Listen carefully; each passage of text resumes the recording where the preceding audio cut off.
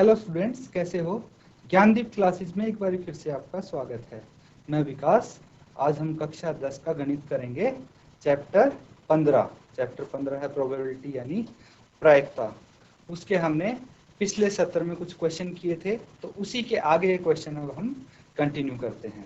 Question number देखिए कि question हमने किया था, पत्तों वाला क्वेश्चन कर लिया था, क्वेश्चन नंबर 14। तो पत्तों वाला क्वेश्चन मैंने बोला था कि ये ऐसे ही होगा और आपको बाकी के पार्ट्स करने थे खुद। उम्मीद है आप सबने कर लिए होंगे। तो उसके बाद अगला क्वेश्चन करते हैं, ये भी ताश के पत्तों से ही रिलेटेड है। तो अगला क्वेश्चन क्या कहता है, पहले क्वेश्चन पढ़ते हैं हम ध्यान से। ये बोलता है ताश के 5 ईंटों के पत्तों, ताश के 5 पत्ते हैं, कौन से पत्तों के नाम बताए हुए यहाँ। ईंट का दहला, गुलाम, बेगम, बादशाह और इक्का को पलटकर अच्छी तरह से फेंटा जाता है। तो देखिए जो 5 पत्ते हैं वो कौन सा है। एक तो ईंट का दहला है, फिर गुलाम, बेगम, बादशाह और इक्का है। तो ईंट के क्या क्या हैं, दहला, गुलाम, बेगम, बादशाह और इक्का। इनको फेंटा जाता है और इनसे फिर याद रक्षा एक पत्ता निकाला जाता है, यानी कि रैंडमली हम इनमें से एक पत्ता निकालते हैं। तो पूछा क्या गया है हमसे, प्रोबेबिलिटी प्रायिकता पूछी गई है कि जो पत्ता हम निकाल रहे हैं वो एक बेगम होगी। तो सबसे पहले हमें क्या जानना है, सबसे पहले जानना है कि हमारे पास पत्ते कौन से दिए हुए हैं। तो ये तो पता लग गया कि पत्ते हैं ईंट के, ये पता लग गया। ईंट के कौन से पत्ते होते हैं, जो इस प्रकार का आपको दिखता होगा वो ईंट के पत्ते होते हैं। कौन से रंग का होता है, लाल रंग का होता है ईंट, ये भी पता है आपको। तो देखिए सबसे पहले बोला गया है कि ईंट का दहला है हमारे पास। फिर क्या है, गुलाम। गुलाम किससे पता लगता है, जे लिखा होता है किसी पत्ते पे, वो होता है गुलाम, और ईंट का गुलाम है हमारे पास। फिर बेगम यानी कि क्यू, बेगम क्यू को बोलते हैं। तो एक क्यू होगा ईंट का, और एक होगा बादशाह, बादशाह को हम के से दर्शाते हैं, और फिर इक्का होगा। तो ये देखिए ये पत्ते हैं, इनको क्या कर दिया है, ये देखिए 1 2 3 4 5 5 पत्ते हैं हमारे पास, इनको हमने पलट के रख दिया है। क्वेश्चन नंबर 15 है, एक्सरसाइज 15.1। यहाँ देखिए इन 5 पत्तों को पलट दिया है और हमने गड्डी बना ली, जिसको 5 पत्तों की गड्डी को हमने अच्छी तरह से फेंट दिया है। अब हमें नहीं पता कि कौन से नंबर पे कौन सा पत्ता है, ठीक है। अब इसमें से बिना देखे हम रैंडमली एक पत्ता निकालते हैं, उठाते हैं।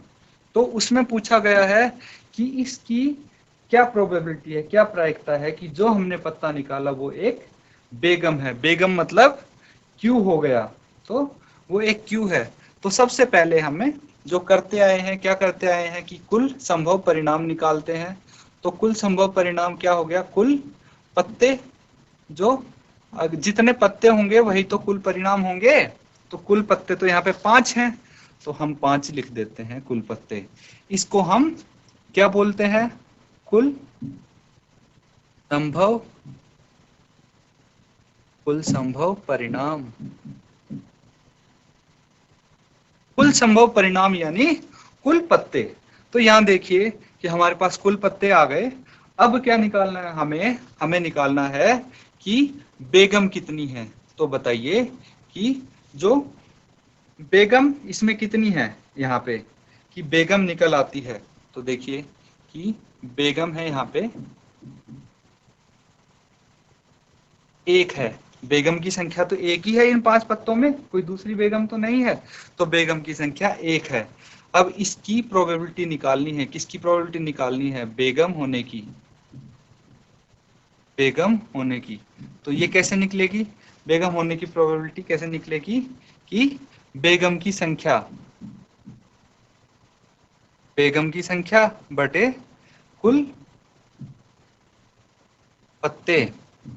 यही तो करते हैं, हमारे अनुकूल परिणाम बटे कुल संभव परिणाम। और यहाँ पे हमारे अनुकूल परिणाम क्या है, जितनी बेगम है वो अनुकूल परिणाम है। अब आप बताइए बेगम कितनी है, 1 है, तो हमारे अनुकूल परिणाम 1 हो गया।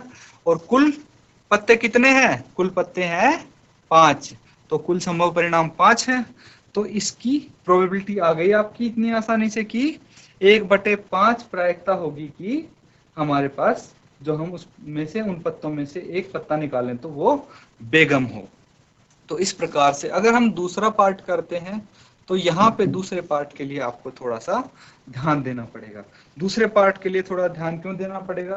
क्योंकि इसमें एक चीज बोली गई है। क्या चीज बोली गई है? यदि बेगम निकल आती है तो उसे अलग रख दिया जाता है और एक अन्य पत्ता निकाला जाता है। इसकी क्या प्रायिकता है कि दूसरा निकाला गया पत्ता, पहला पार्ट है कि एक इक्का होगा और दूसरा पार्ट एक बेगम होगा। तो यहाँ पे आपसे ये क्या बोल रहा है, हम यहां से करते हैं कि इसको फिर से ध्यान से समझिए आप कि हमने पहली बार में इससे एक पत्ता निकाला, मान लीजिए कि वो बेगम आ गई, मान लीजिए कि वो बेगम आ गई। अब उस बेगम को हम अलग रख देते हैं, इन पत्तों से हटा के अलग रख दिया उस बेगम को। तो अब मेरे को ये बताइए कि अब आपके पास कुल कितने पत्ते बच गए जब बेगम को हटा के रख दिया? तो कुल पत्ते अब हो गए 4। कुल पत्ते 4 हो गए, कुल पत्ते हो गए 4। यानी कि अब अनुकूल परिणाम कितने होंगे, ये यहाँ पे समझने की बात है। यहाँ पे भी आप 5 ही अनुकूल परिणाम नहीं लिख देंगे, ध्यान रखना। यहाँ पे बहुत मिस्टेक करते हैं बच्चे। तो ध्यान रखना कि अगर हमने एक पत्ता इस 5 पत्तों में से निकाल लिया है तो अब 4 पत्ते ही बचे, तो कुल हमारे परिणाम संभव होंगे, कुल संभव परिणाम 4। तो अब पूछा क्या गया है हमसे? हमसे पूछा गया है कि इनमें से एक इक्का होने की क्या प्रायिकता है।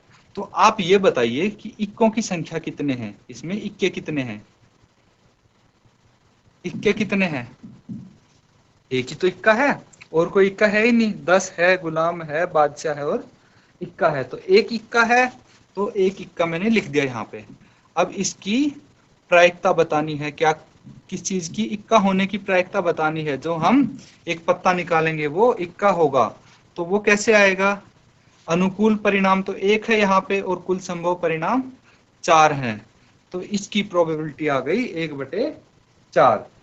या फिर आप बोल सकते हैं कि अगर आपसे पूछा जाए कि इक्का नहीं होने की प्रायिकता बताओ, चलिए अब मैं पूछता हूं इक्का नहीं होने की प्रायिकता बताइए। यहाँ पे तो इक्का होने की प्रायिकता हमने की है, कितनी? 1/4 आई।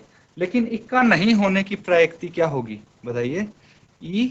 इक्का नहीं है, मान लीजिए मैं बोलता हूँ इक्का नहीं होने की प्रायिकता, ये कैसे बताएंगे आप? या तो आप जो इक्का होने की प्रायिकता है उसको क्या कर देंगे, एक में से माइनस कर देंगे, घटा देंगे। कैसे?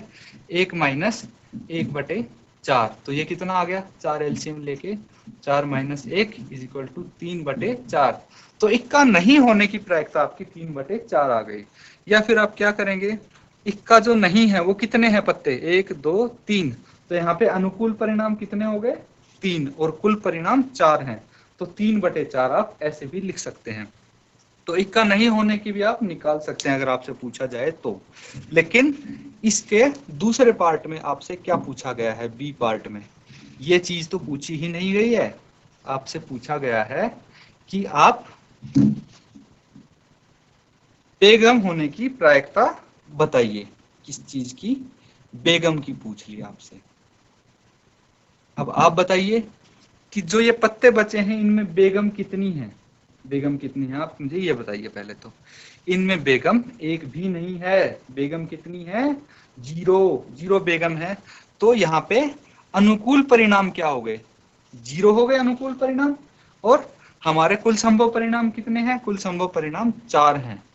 किसी के ऊपर अगर हम 0 लिखते हैं, 0 बटे कुछ भी होता है तो उसका उत्तर 0 ही आता है। तो यहाँ पे बेगम होने की क्या प्रायिकता है? 0 है। या फिर आप ऐसे भी बोल सकते हैं कि बेगम आने के 0% चांसेस हैं, 0 प्रोबेबिलिटी है। क्यों 0 प्रोबेबिलिटी? इसलिए है कि बेगम है ही नहीं तो निकालेंगे कहाँ से? उसमें बेगम चाहे कोई सा पत्ता है, बेगम तो आ ही नहीं सकती किसी भी हालत में। तो इसको इम्पॉसिबल इवेंट या फिर असंभव घटना भी बोलते हैं। इसीलिए इसका उत्तर सीधा सीधा 0 हो गया आपका। तो इसके साथ क्वेश्चन नंबर 15 हमारा खत्म होता है। अगले क्वेश्चन की तरफ बढ़ते हैं। अब देखिए अगला क्वेश्चन क्या है। आपको बोला गया है कि कुछ पेन है। क्या है? पेन है। देखिए, मान लीजिए कि कुछ पेन एक जैसे दिखते हैं। आपको कुछ पेन एक जैसे दिखते हैं। एक जैसे दिखने वाले पेन लिए हमने। कितने पेन लिए? 132 पेन है। 132 पेन है। वो कैसे दिखते हैं? वो अच्छे हैं, पेन अच्छे दिखते हैं। और उन्हीं में बिल्कुल हूबहू वैसे ही दिखने वाले 12 पेन हमने मिला दिए हैं। 12 पेन और मिला दिए। लेकिन वो 12 पेन कैसे थे? वो पेन खराब थे, वो चलते ही नहीं थे। चलते नहीं थे, लेकिन कैप वैप लगा के बिल्कुल वैसे ही दिख रहे हैं। अब वो 12 पेन 132 में मिला दिए तो हम पता नहीं लगा सकते कि वो खराब वाला पेन कौन सा है और अच्छे वाला कौन सा है। इस तरह से हमने उनको मिला दिया है। अब आपसे ये पूछा गया है कि उसके क्या बताना है। देखिए, किसी अच्छा होने की प्रायिकता ज्ञात करेंगे आप। आपसे पूछा क्या गया है कि उन सब पेन को अगर मिला दिया गया है तो अच्छा होने की प्रायिकता बताइए। ये इसमें पूछा गया है। तो ये देखिए, सबसे पहले तो आप मुझे ये बताइए कि कुल पेन कितने हैं। सबसे पहले अच्छे पेन कितने हैं? अच्छे पेन, अच्छे पेन कितने हैं आप मुझे ये बताइए। अच्छे पेन इसमें 132 हैं। 132 हैं। और खराब पेन कितने हैं? खराब पेन, खराब पेन हो गए 12। खराब पेन 12 हो गए और 132 अच्छे पेन हो गए। अब इन दोनों को अगर आपस में मिला दिया जाए तो कुल पेन कितने हो जाएंगे? 132 प्लस 12, ये हो गए 144। तो कुल पेन 144 हो गए। अब हमसे पूछा क्या गया है कि इसकी प्रोबेबिलिटी बताओ कि जो हम पेन निकालेंगे वो अच्छा पेन होगा। अच्छा पेन होने की प्रायिकता बतानी है हमें। अच्छा पेन होने की प्रायिकता बतानी है। तो कैसे बताएंगे? अच्छा पेन होने की प्रायिकता मतलब अनुकूल परिणाम क्या होंगे? अच्छे पेन। और कुल संभव परिणाम क्या होंगे? कुल पेन। ये चीज आप समझ रहे हैं कि जो हमारे अनुकूल परिणाम क्या होंगे वो तो अच्छे पेन होंगे। क्यों? क्योंकि हमें अच्छा पेन होने की ही प्रायिकता बतानी है। और कुल संभव परिणाम क्या होंगे? जो कुल पेन है उसमें। तो कुल पेन 144 है। आप लिख देंगे यहाँ पे कि कुल पेन है 144। और हमारे अनुकूल परिणाम यानी कि अच्छे पेन है 132। इनको हम काटते हैं तो आपको पता है सीधा अगर हम 12 से काटते हैं तो 12 का टेबल अगर आपको आता है तो 12 11 जाए 132 और 12 12 144। तो 11/12 प्रायिकता आई है। किस चीज की प्रायिकता आई है? अच्छा पेन होने की प्रायिकता 11/12 है। तो अब मेरे को ये बताइए कि यहीं पे अगर आपसे पूछ लेता कि इस चीज की प्रायिकता बताइए कि जो हम पेन निकालेंगे वो खराब है, तो बताइए आप कैसे करते? बिल्कुल आसान है। जहां अच्छे पेन लिखे हैं वहां पे क्या आ जाता? खराब पेन। और खराब पेन 12 है। और कुल पेन कितने हैं? 144। तो अगर खराब पेन होने की आपसे प्रायिकता पूछी जाती तो 12/144 लिख देते और सीधे सीधे उसको काट के आप उत्तर लिख सकते थे। ठीक है, 1/12 आ जाता आपका उत्तर। तो इस प्रकार से क्वेश्चन को घुमा के किसी तरह भी आपसे पूछा जाए तो आपको इतने बेसिक्स आने चाहिए कि आप उसको कर सकें, कंफ्यूज ना हो। क्वेश्चन बहुत आसान है इसके। बस आपको घूम फिर के एक ही सूत्र लगाना है, एक ही फॉर्मूला लगाना है। बस ध्यान से क्वेश्चन पढ़ना है तो आपका आसानी से क्वेश्चन हो जाएगा। अब देखिए अगला करते हैं हम। इसमें क्या दिया हुआ है? ये बल्ब दिए हुए हैं। क्या बोल रहे हैं कि 20 बल्बों के एक समूह में 4 बल्ब खराब हैं। इस समूह में से एक बल्ब यदृच्छा निकाला जाता है। इनकी क्या प्रायिकता है कि यह बल्ब खराब होगा? तो ठीक है, हमसे अगर पूछा गया है कि 20 बल्बों के एक समूह में से 4 बल्ब खराब हैं तो एक समूह कितने बल्ब का है यहाँ पे ये बताइए हमें। पहला पार्ट करते हैं। तो बल्बों का समूह कितने का है, या फिर कुल बल्ब भी बोल सकता हूं मैं कि कुल बल्ब कितने हैं। कुल बल्ब यहाँ पे हैं 20। कुल बल्ब यहाँ पे कितने हैं? 20 हैं। अब इनमें बोला गया है कि 4 बल्ब खराब हैं, तो मैं बोल सकता हूं कि खराब बल्ब कितने हैं? खराब बल्ब, या फिर खराब बल्बों की संख्या 4 हो गई। तो देखिए आपको सब पता लग गया यहाँ पे कि कुल बल्ब हैं 20 और खराब बल्ब हैं 4। अब पूछा क्या गया है हमसे कि जो निकालेंगे इसकी क्या प्रायिकता है कि वह बल्ब खराब ही होगा। तो बहुत ही आसान है ये, तो इसकी हमें प्रायिकता बतानी है। पीई का फॉर्मूला क्या होता है कि ई के अनुकूल परिणाम, ई के अनुकूल परिणाम बटे कुल संभव परिणाम, कुल संभव परिणाम, यही सूत्र होता है। अब यहाँ पे ई क्या है? ई है यहाँ पे खराब बल्ब होना। क्या है? खराब बल्ब होना। खराब बल्ब होना, यानी कि जो बल्ब हम निकालेंगे वो खराब निकले हमारा। तो ई क्या हो गया? खराब। तो ई के अनुकूल परिणाम कितने हो गए? यानी कि खराब बल्ब कितने हो गए? 4 हो गए। और कुल बल्ब कितने हैं? तो कुल बल्ब तो 20 हैं, तो यहाँ पे हम 20 लिख देंगे। 4 बटे 20, 4 से इसको काट देंगे तो 5 आ जाएगा, 1 बटे 5। अब बताइए कितना आसान क्वेश्चन था ये। इसी प्रकार से आपके सारे क्वेश्चन हल हो जाएंगे। अब इसमें अगला पार्ट देखिए क्या बोला गया है। इसमें बोला गया है माना जो यहाँ पे एक बल्ब निकाला गया है वह बल्ब खराब नहीं है और न ही इसे दोबारा बल्बों के साथ मिलाया जाता है। अब शेष बल्बों में से एक बल्ब यदृच्छा निकाला जाता है, इसकी क्या प्रायिकता है कि यह बल्ब खराब नहीं होगा। तो यहाँ पे इन्होंने एक गेम खेल दिया हमारे साथ। क्या गेम खेल दिया? इन्होंने बोला कि भाई हमने बल्ब निकाला है, ये ठीक है, ये बल्ब निकाला है और यहाँ पे मान लिया ये खराब नहीं है, ये बल्ब खराब नहीं है, ये सही बल्ब है, अच्छे से काम कर रहा है। तो बिल्कुल जी खराब नहीं है, बहुत अच्छी बात, अच्छे से काम कर रहा है और हमारा ये निकल आया। पर इसने बोल दिया कि इस बल्ब को निकाल के हमने साइड रख दिया। मान लीजिए ये बल्ब है और मैंने इसको यहीं साइड में रख दिया, यहीं रख दिया, बाकी बल्ब मेरे पास ही है। तो कुल बल्ब कितने थे पहले तो ये बताइए? 20 थे कुल बल्ब। कुल बल्ब अगर 20 थे और मैंने क्या कर दिया, एक बल्ब निकाल के रख दिया, तो कितने रह गए अब कुल बल्ब? कुल बल्ब अब 19 रह गए। 20 में से अगर हम एक माइनस कर देंगे, एक तो निकाल दिया, तो अब 19 ही रह जाएंगे कुल बल्ब।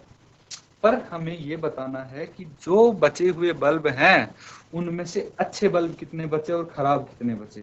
तो जो हमने निकाल के अलग रखा है वो देखिए जल रहा है, काम कर रहा है अच्छे से, तो वो तो सही वाला बल्ब निकाला है।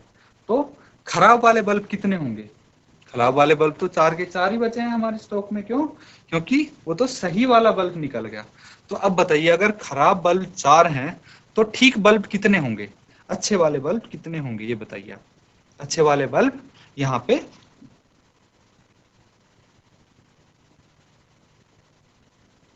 अच्छे बल्ब, अगर 19 में से 4 खराब हैं तो अच्छे कितने हो जाएंगे? अच्छे हो जाएंगे 19 माइनस 4, तो ये आ गया 15। तो 15 बल्ब ऐसे हैं जो अच्छे हैं और खराब बल्ब कितने हैं? 4 हैं। हमसे क्या पूछा गया है अब कि अब बताइए कि जो हम बल्ब निकालेंगे वो अच्छा होगा। बहुत आसान है जी। हमने क्या किया कि ये फॉर्मूला लगाया और यहाँ पे क्या पूछा है हमसे? अच्छे बल्ब। तो बिल्कुल जी जो बल्ब निकालेंगे वो अच्छा ही होगा। अच्छा होगा तो कोई दिक्कत नहीं है। हमें पता है कि अच्छे बल्ब कितने हैं, यानी कि हमें अनुकूल परिणाम है 15 और कुल संभव परिणाम कितने हैं? 19 हैं। अब 19 हो गए, पहले थे 20, एक बल्ब निकालने के बाद कुल बल्ब हो गए 19। तो ये हमारा प्रायिकता आ गई, अच्छे बल्ब होने की प्रायिकता कितनी आ गई? ये आ गई 15/19। तो इस प्रकार से देखिए अगर क्वेश्चन में कुछ घुमा देते हैं चीजें तो आपको क्वेश्चन समझने आने चाहिए ताकि आप जो चीज इसमें घुमा रखी है उसको भी आप आसानी से समझ के अलग कर सको। जैसे ये बल्ब इसमें अलग कर दिया था इन्होंने ताकि कंफ्यूजन क्रिएट हो सके, लेकिन हमने भी इस बल्ब को क्वेश्चन में अलग ही कर दिया सॉल्यूशन में, और उस हिसाब से हमने इसको हल किया है। अब जल्दी से हम और क्वेश्चन करते हैं। देखिए अगला क्वेश्चन क्या कहता है। अगला क्वेश्चन कहता है कि एक बच्चे के पास ऐसा क्या है पासा जिसके फलकों पर निम्नलिखित अक्षर अंकित हैं। ये क्वेश्चन नंबर 19 है। क्वेश्चन नंबर 19 करने जा रहे हैं। अब इसमें बोला गया है कि एक पासा है, मैं उसके 6 फेस अलग अलग बना देता हूं।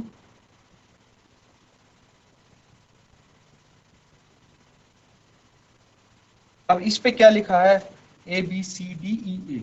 यहाँ पे A B C D, A B C D E और ए, ये चीज लिखा है इसके 6 मुखों पे। ये अल्फाबेट लिखे हैं इंग्लिश के। अब आपसे पूछा गया है कि इस पासे को एक बार फेंकते हैं, सिर्फ एक बार ही फेंकते हैं हम, और क्या बताना है, इसकी क्या प्रायिकता है कि ए प्राप्त हो और दूसरे में डी प्राप्त हो। बहुत ही आसान है। तो सबसे पहले हम लिखेंगे कुल परिणाम। कुल परिणाम कितने होंगे बताइए आप। कुल परिणाम यहाँ पे 1 2 3 4 5 6, अगर 6 मुख हैं किसी पासे के, कुल परिणाम 6 ही तो होते हैं, तो हमने कुल परिणाम 6 लिख लिए। अब हमसे पूछा गया है कि इसमें इक्के हों, जो अब ऊपर मुख आए उस पे इक्का होना चाहिए, तो इक्के कितने होंगे इसमें। देखिए इक्के मतलब ए हो, तो ए की संख्या कितनी होगी, ए की संख्या 2। यहाँ पे 2 ए हैं, एक तो ये ए है और एक ये ए है, तो ए की संख्या 2 हो गई।